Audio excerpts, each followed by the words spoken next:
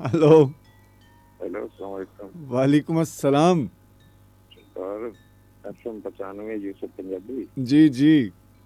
मैं सरकार शबीर बोल रहा लियाकत चौक ਤੋਂ। अच्छा खैर ਤੁਹਾਡੇ ਦਮ ਦੀ ਹੁਕਮ। ਮੈਂ ਸਰਕਾਰਾਂ ਨੰਬਰ ਮਿਲਾ ਕੇ ਮੈਂ ਤੇ ਖੱਪ ਗਿਆ। ਅੱਜ आए ਪਹਿਲੀ ਵਾਰੀ ਮੇਰਾ ਨੰਬਰ ਮਿਲਿਆ, ਪਤਾ ਨਹੀਂ ਕਿੰਨਾ ਸਾਲਾਂ ਦੇ ਵਿੱਚ। ओ जनाब क्या बात है, उड़ना सप ਤੇ पुटारी ਮੈਂ अंदर। ਮੈਂ ਸਰਕਾਰ ਮੇਰਾ ਉੱਥੇ ਐਕਸੀਡੈਂਟ ਹੋ ਗਿਆ ਸੀ, ਚੂਕਣਾ ਨਿਕਲ ਗਿਆ। ਮੈਂ ओए, ਸਰਕਾਰ ਰਾਤੀ ਪ੍ਰੋਗਰਾਮ ਸੁਣਦਾ ਰਿਹਾ ਵਾਂ। हाँ हाँ। ਮੈਂ ਆਪਣੇ ਪ੍ਰੋਗਰਾਮ ਦੇ ਵਿੱਚ ਜਾਣਾ ਸੀ ਉੱਥੇ, हम्म।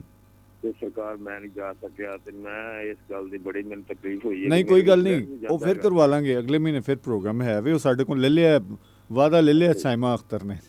ਜੋ ਸਰਕਾਰ ਜਦੋਂ ਫਿਰ ਮੈਂ ਪ੍ਰੋਗਰਾਮ ਆਏ, ਮੈਨੂੰ ਜਰਾ ਤੁਸੀਂ ਦੱਸ ਦੇਣਾ। ਹਾਂ, ठीक है ਤੁਹਾਨੂੰ जी, ਦੱਸ ਦੇਣਾ बिल्कुल मैं ਪੂਰੇ दस ਆਪਣੇ देंगा, ਨਾਲ। बिल्कुल ਹਾਂ, दसांगा, बिल्कुल ਬੜੀ दसांगा। ਮਿਹਰਬਾਨੀ ਸਰਕਾਰ, ਬੜੀ खैर होवे जी, ਮਿਹਰਬਾਨੀ। ਤੇ खैर होवे। ਪ੍ਰੋਗਰਾਮ ਬੜਾ ਚੰਗਾ अच्छा जी। ਤੇ ਪੰਜਾਬੀ ਚ ਗੱਲਾਂ ਜਿਹੜੀਆਂ ਹੁੰਦੀਆਂ ਨੇ है ਮੈਨੂੰ ना। ਸੁਣ ਕੇ ਬੜੀ ਖੁਸ਼ੀ ਹੁੰਦੀ ਹੈ। चल भले भले। ਤੇ ਦੂਸਰੀ ਇੱਕ ਹੋਰ ਜਿਹੜਾ ਤੁਸੀਂ ਲਿਆਕਤ ਚੌਕ ਮੈਂ ਡਾਕਟਰ ਸਾਹਿਬ ਦਾ ਦੱਸਿਆ ਸੀ, ਇਹ ਵੀ आहो। ਤੁਹਾਡੇ ਵਾਸਤੇ ਮੈਂ ਕਿਹਾ ਅੱਲਾਹ ਪਾਕ ਨੇ ਤੁਹਾਨੂੰ ਇੱਕ हाँ ਬੜੀ ਇਹ ਨਿਮਤ ਦਿੱਤੀ ਹੈ ਕਿ ਜਿਹੜਾ हाँ ਤੁਸੀਂ ਦੁਨੀਆ ਵਿੱਚ ਵੜਦੇ ਜੇ। हाँ, बस इसी तरह ही, ਹਾਂ, इसी तरह हाँ। ਤੇ ਲੋਕੀ ਜਿਹੜੇ ਨੇ ਮਤਲਬ ਸੁਣ ਕੇ ਨਾ ਇਹ हम्म, ਟੈਲੀਫੋਨ ਦਾ ਨੰਬਰ ਵਗੈਰਾ ਜਾਂ ਮਤਲਬ ਡਾਕਟਰ ਸਾਹਿਬ ਦੇ ਗੱਲਾਂ ਤੇ ਮਤਲਬ ਉਹਨਾਂ ਦੇ हाँ ਜੋ ਦਵਾਈਆਂ ਵਗੈਰਾ ਦਾ ਗੱਲ ਹੈ, आहो। ਉਹ ਬੜਾ ਤੁਹਾਡਾ ਇੱਕ ਅੱਲਾਹ ਪਾਕ ਨੇ ਤੁਹਾਡੇ ਵਿੱਚ ਨਾ ਇਹ ਬੜੀ ਚੀਜ਼ ਭਰ ਦਿੱਤੀ ਕਿ ਜਿਹੜੀ ओ ਤੁਸੀਂ खैर ਵੜਦੇ ਤੁਹਾਡੇ ਜੇ। ਦਮ ਦੀ ਭਲੇ ਹੋਣ। ਹਾਂ, ਖੈਰ ਹੋਵੇ, ਹਾਂ, ਖੈਰ ਹੋਵੇ। ਅੱਲਾਹ ਪਾਕ ਤੁਹਾਨੂੰ हाँ जी, ਤੰਦਰੁਸਤੀ ਦੇਵੇ। ਮਿਹਰਬਾਨੀ ਤੇ ਤੁਹਾਡੀਆਂ ਗੱਲਾਂ ਸੁਣ ਕੇ ਮੈਂ ਬੜਾ ਖੁਸ਼ ਹੋਇਆ जी, ਤੇ बहुत ਤੁਹਾਡਾ ਰਿਐਕਸ਼ਨ मेहरबानी, ਕਰਕੇ शुक्रिया ਮੈਂ जी, बड़ी राजी होया। बहुत मेहरबानी, बहुत मेहरबानी। अल्लाह हाफिज़, बड़ी सरकार, अल्लाह हाफिज़, मेहरबानी अल्लाह हाफिज़, अल्लाह मेहरबानी। हाफिज़।